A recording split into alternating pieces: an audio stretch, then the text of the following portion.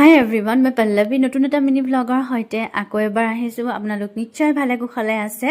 আজি আমাৰ ঘৰত বিষ্ণুপাঠ অলপ কৰা হৈছে, মানে বিষ্ণু পূজা কৰা হৈছে। আমাৰ যিহেতু নতুনকৈ দুটা ৰুম বনোৱা হৈছে আৰু নতুন ৰুমত গৃহপ্ৰৱেশৰ কাৰণে বিষ্ণুপাঠ কৰিলে ভাল, সেইকাৰণে বিষ্ণু পূজাৰ আয়োজন কৰা হৈছে।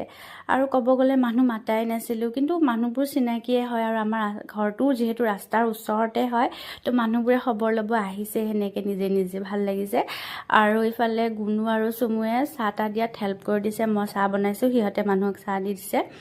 আৰু যিহেতু আমাৰ ফেমিলিটো ডাঙৰ, মোৰ বাইদেউ বহুতকেইজনী, মামা মামী, বাইদেউ ভিনদেউ এনেকেই মানে কিবা পাতিলে মানে বেলেগ নালাগে আৰু ঘৰৰ মানুহখিনি দিয়ে মানে হৈ যায় আৰু আমাৰ ভালকৈ ৰুমকেইটা হোৱাও নাছিলে, কিন্তু যিহেতু মানে এটা নিৰ্দিষ্ট ডেট থাকে ন, সেই ডেটতে মানে গৃহপ্ৰৱেশ কৰিলে ভালটো পটাপট আমি বিচনা চিচনা এৰেঞ্জ কৰাই নাই, সেনেকৈ গৃহপ্ৰৱেশ কৰি লৈছোঁ আৰু আজি।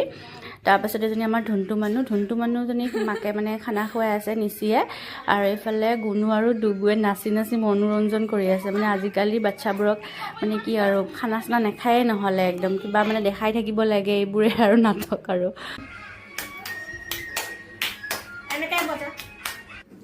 আৰু এয়া নিৰামিষ ভাত, পনীৰ বনাইছিল অংকুবাই, দালি, চব্জি, বিলাহী টক এইবোৰ ডাঙৰ মামীয়ে বনাইছিলে।